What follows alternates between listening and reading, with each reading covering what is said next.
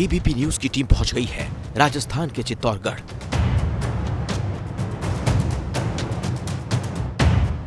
जो इस चुनाव में विद्रोह की नई कहानी लिखने के लिए चर्चा में है।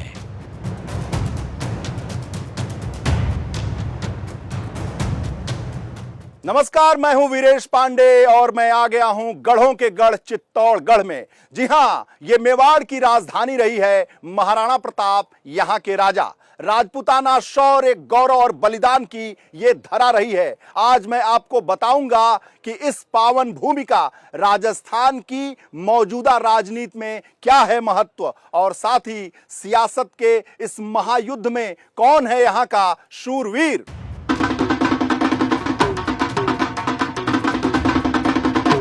चित्तौड़गढ़ का सियासी मूड समझें, उससे पहले इस इलाके को समझ लीजिए। चित्तौड़गढ़ राजस्थान के मेवाड़ रीजन में पड़ता है।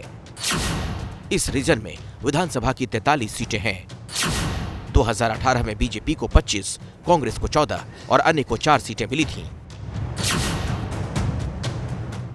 आंकड़े इस बात की गवाही देते हैं कि राजस्थान का ये राजपूताना इलाका बीजेपी का गढ़ है।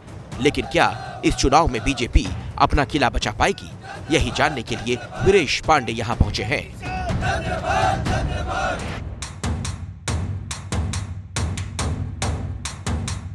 चित्तौड़गढ़ के इस किले को देखने के लिए दुनिया भर से सैलानी आते हैं। इस किले को प्रेम और वीरता का अद्भुत संगम माना जाता है। चित्तौड़गढ़ का किला 180 मीटर की ऊंचाई पर बना है और 700 एकड़ में फैला है। यह भारत ही नहीं बल्कि एशिया का सबसे बड़ा किला है। और यही वजह है कि यहां एक कहावत है कि गढ़ों में गढ़ चित्तौड़गढ़, बाकी सब गढ़िया। राजपूताना गौरव के इस प्रतीक को सलाम करने देश विदेश से सैलानी यहां आते हैं। यह किला प्रेम कहानी का ऐसा मिसाल है जो इतिहास में अमर हो चुकी है। यहां स्थित पद्मिनी महल, कीर्ति स्तंभ, विजय स्तंभ शिल्प कला की अद्भुत मिसाल है।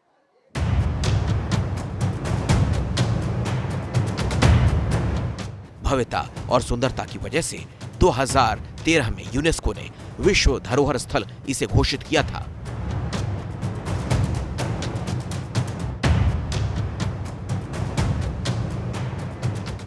इसी किले में वो चर्चित पद्मिनी महल है जिसे लेकर फिल्म बन चुकी है। 1303 ईस्वी में रानी पद्मावती ने 16,000 रानियों, दासियों और बच्चों के साथ जौहर यानी सामूहिक आत्मदाह किया था।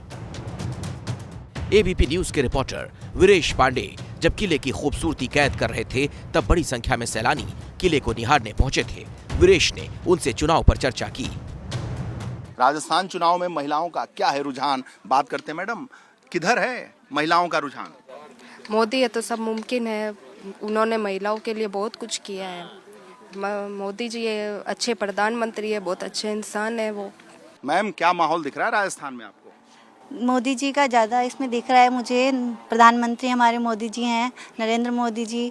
उन्होंने काफ़ी देश के लिए बहुत अच्छा काम किया है और राजस्थान में देखने को मिल रहा है कि भाजपा ज़्यादा आगे बढ़ रही है मोदी जी को देखकर, क्योंकि मोदी जी ने बहुत ज़्यादा अच्छा काम किया है सभी के लिए, गाँव के लिए, शहरों के लिए। मैं जानने की ये कोशिश करूँगा कि जो राजस्थान के युवा हैं, युवतियाँ हैं, वो किसकी तरफ हैं?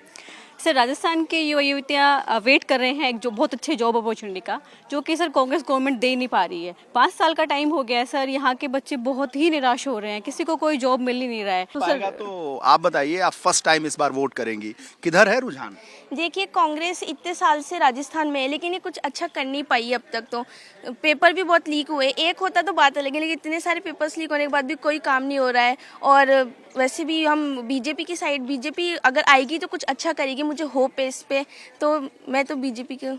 मिताली, राजस्थान चुनाव में जो लड़कियां हैं, यंगस्टर्स हैं, वो किसकी तरफ हैं? राजस्थान में जो चुनाव और जितनी भी लड़कियां हैं, मेरे हिसाब से वो भी बीजेपी की तरफ ही होनी चाहिए, क्योंकि अगर है ना नेशनल लेवल पे देखा जाए तो नेशनलिज्म की भावना बहुत कूट कूट के भरी हुई है। चित्तौड़गढ़ के इस किले में करीब 2.25 लाख की आबादी वाला पूरा शहर नजर आता है। इस बार के चुनाव में इस शहर ने अपनों के खिलाफ ही बगावत का बिगुल फूंक दिया है। चित्तौड़गढ़ जिला हमेशा से भाजपा का मजबूत गढ़ रहा है, लेकिन इस बार उसे मुश्किलों का सामना करना पड़ रहा है। बीजेपी ने राजस्थान भाजपा के पितामह रहे पूर्व उपराष्ट्रपति भैरव सिंह शेखावत के दामाद नरपत सिंह राजवी पर इस बार दांव लगाया है, लेकिन इसका साइड इफेक्ट ये हुआ है कि मौजूदा विधायक चंद्रभान सिंह ने बगावत कर दी है और उन्हें लगातार मिल रहे जन समर्थन से इस बात का एहसास हो रहा है कि कहीं उनकी नाराजगी भाजपा के लिए मुश्किल न खड़ी कर दे। बीजेपी को भारी इसलिए पड़ सकती है क्योंकि मौजूदा विधायक मोदी और नड्डा का नाम लेकर ही चुनाव में वोट मांग रहे हैं, प्रचार कर रहे हैं। एबीपी न्यूज के रिपोर्टर वीरेश पांडे जब विधायक चंद्रभान से मिलने पहुंचे, वो समर्थकों की बैठक कर रहे थे। मोदी जी के नाम पर और अपने काम पर चंद्रभान सिंह चित्तौड़गढ़ में ताल ठोक रहे हैं और बगावत कर दिए हैं। चंद्रभान सिंह जी, पोस्टर में मोदी, अमित शाह, जेपी नड्डा और पार्टी का प्रत्याशी नरपत सिंह राजवी, ये किस तरह की बगावत है? मैंने कोई बगावत नहीं करी है। मैं भारतीय जनता पार्टी का आधार मानकर, मोदी जी मेरे आदर्श, जब कोई इष्ट देवता के बाद किसी को मानता हूं तो मैं मोदी जी को मानता हूं, अमित शाह जी को मानता हूं, जेपी नड्डा जी को मानता हूं कि यहाँ कोई डिसीजन में इन लोगों ने प्रदेश वालों की कमी रही है, उस कारण ये टिकट नहीं दे पाए। कोई दिक्कत नहीं, मोदी जी को आदर्श मानकर मैं चुनाव लड़ रहा हूँ, चुनाव लड़ूंगा भी सही और चुनाव अच्छे वोटों से जीत के मैं राजस्थान की विधानसभा में जाऊंगा। पूरा भरोसा है, 100% भरोसा है कि चुनाव में अच्छे वोटों से जीतूंगा और कांग्रेस और दूसरी जो भी पार्टियां हैं उनकी जमान जब्त होने की पोजीशन में होगी। या जनता की 10 साल तक मैंने इस प्रकार सेवा करी है, 10 साल तक मैं जनता की सेवा करी है, जनता के सुख दुख में खड़ा रहा हूँ। सुबह 4:45 उठकर रात को 12 बजे तक सोने का काम किया है मैंने, और जनता को मैंने आदर्श माना है, जनता के साथ खड़ा था। और जनता तो नारे लगा रही है कि चित्तौड़गढ़ की एक ही शान चंद्रभान चंद्रभान, मैंने देख लिया, लेकिन भारतीय जनता पार्टी ने, सीपी जोशी ने, जो यहीं से सांसद हैं और प्रदेश के अध्यक्ष हैं, उन्होंने तो नरपत सिंह राजवी को टिकट दे दिया है। कोई बात नहीं, नरपत सिंह जी राजवी को टिकट दिया है, पर मेरे को अभी भी 100% विश्वास है कि हाईकमान इस बारे में सोचेगी, टिकट के बारे में सोचेगी, नीचे सर्वे भी करवाएगी, और अभी भी मेरे को विश्वास है कि 100% पार्टी मेरे को टिकट देगी।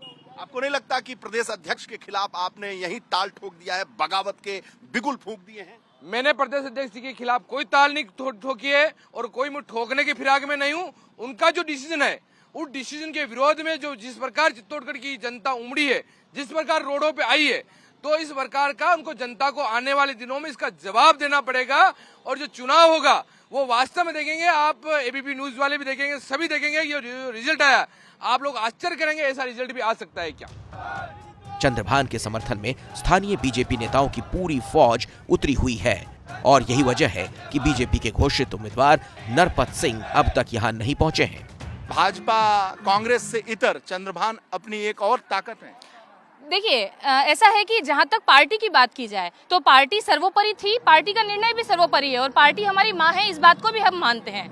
ना तो माननीय चंद्रभान सिंह जी ने कभी भी पार्टी से अलग हटने की, निर्दलीय चुनाव लड़ने की बात कही है, ना ही हमारे जैसे असंख्य कार्यकर्ता ऐसी बात करते हैं। हम केवल बस यही निवेदन करना चाहेंगे शीर्ष नेतृत्व से, केंद्रीय नेतृत्व से, कि ये जो फैसला लिया गया है ये नीति के, सर्वे के और आमजन की जो विश्वास है उनकी आशा के ठीक विपरीत है। आप बताइए मैम। मैं ये कहना चाहूँगी सर, आपके एबीपी जो न्यूज़ चैनल है काफ़ी फेमस है, उसके थ्रू मैं यही कहना चाहूँगी कि जिस तरह हमें हमारी जो भारत को मोदी जी की ज़रूरत है, वैसे ही चित्तौड़ को हमारी चंद्रभान सिंह जी की ज़रूरत है। बीजेपी उम्मीदवार नरपत सिंह राजवी 2 बार यहां से विधायक रहे। अभी विद्याधर नगर सीट से नरपत सिंह विधायक हैं। विद्याधर नगर से दिया कुमारी को बीजेपी ने उतारा है। इस वजह से नरपत सिंह को पुरानी सीट पर लड़ने के लिए पार्टी ने भेजा, लेकिन मौजूदा विधायक चंद्रभान ने बगावत का बिगुल फूंक रखा है। चित्तौड़गढ़ के सियासी गलियारे में चर्चा है, स्थानीय सांसद सीपी जोशी और विधायक चंद्रभान की कॉलेज के जमाने से अदावत रही है और उसी अदावत की वजह से चंद्रभान को बेटिकट कर दिया गया। वीरेश पांडे ने चित्तौड़गढ़ की सियासी सूरत पर सीपी जोशी से बात की। राजस्थान भाजपा के तेज तर्रार अध्यक्ष सीपी जोशी हमारे साथ हैं। अध्यक्ष जी, इस बार राजस्थान में भाजपा कितने पार? ऐतिहासिक बहुमत। आप आज मेरी आवाज रिकॉर्ड करके रखिएगा, जिस दिन काउंटिंग होगी उस दिन फिर बात करेंगे। इस बार धर्म युद्ध है राजस्थान में, और राजस्थान की जनता तैयार बैठी है, एक एक दिन चुन चुन के गिना है उन्होंने और किन तकलीफ़ों के साथ गिना है। अब 23 नवंबर का इंतज़ार कर रही है और मैं सोचता हूं अब तक का ऐतिहासिक मैंडेट बहुमत भारतीय जनता पार्टी को मिलने वाला है। यानी अब तक भारतीय जनता पार्टी को जो राजस्थान में नहीं मिला वो इस बार छप्पड़ फाड़, अब की बार छप्पड़ फाड़, अब की बार छप्पर फाड़, बिल्कुल निश्चित रूप से। और ये जिस प्रकार से नहीं सहेगा राजस्थान आक्रोश रैली और परिवर्तन संकल्प यात्रा में, जिस प्रकार से लोगों का स्नेह मिला है, आशीर्वाद मिला है, समर्थन मिला है, लोगों के मन में टीस है कि एक गलती 2018 में हो गई। मात्र 1.5 लाख वोटों से एक ऐसी सरकार आ गई जिसने सनातन को गाली दी, जिसने तुष्टीकरण दिया, जिसने युवाओं के साथ धोखा किया, किसानों के साथ धोखा दिया, जो महिलाओं की सुरक्षा नहीं कर पाई, जिन्होंने राजस्थान के विकास को अवरुद्ध कर दिया। और राजस्थान का एक गौरवशाली इतिहास है, उस इतिहास को तार मर्यादित जिस मर्यादा थी उसको खराब करने का काम किया। चित्तौड़गढ़ जिले में विधानसभा की 5 सीटें हैं।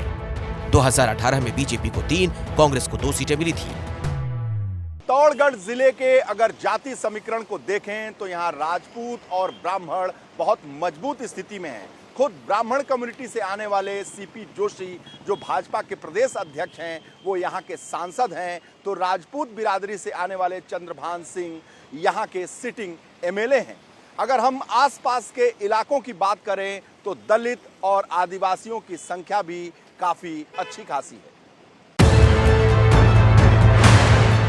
जिले की एक सीट है निम्बाहेड़ा। यहाँ से विधायक हैं आंजना उदयलाल, जो कि प्रदेश में सहकारिता मंत्री हैं।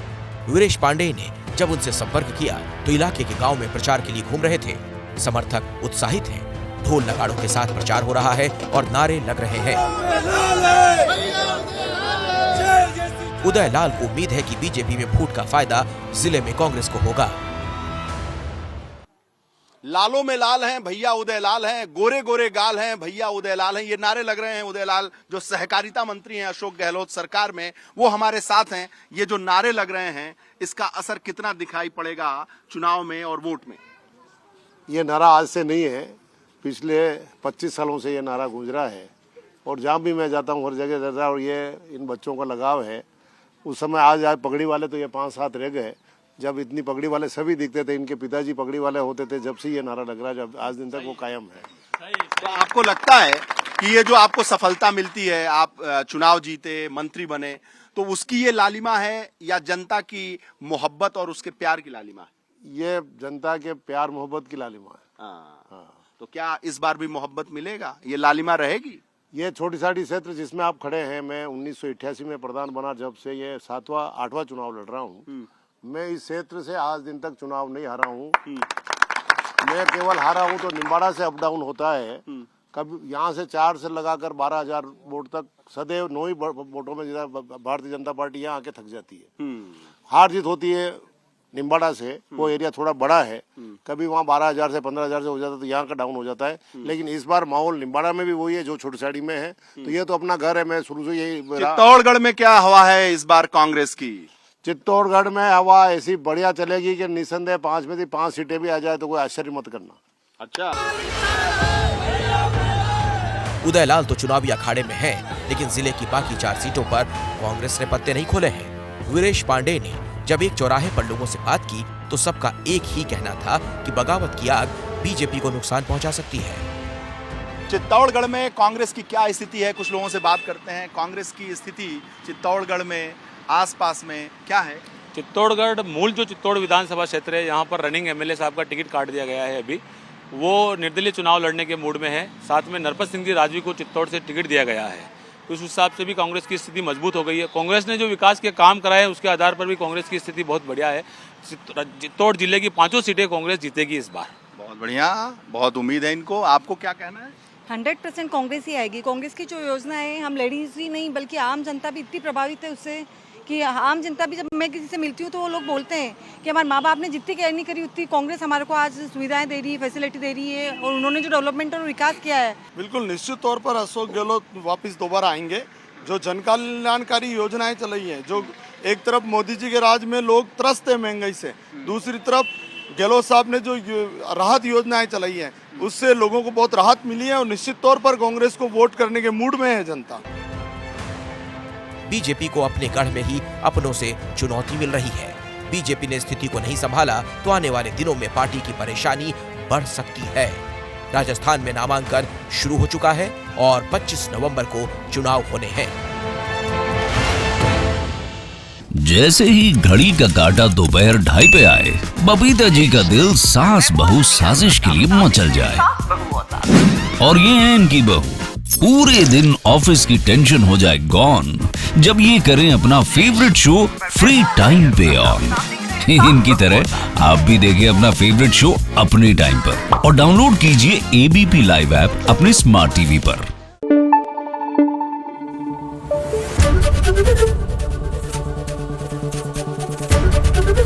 एबीपी न्यूज आपको रखे आगे।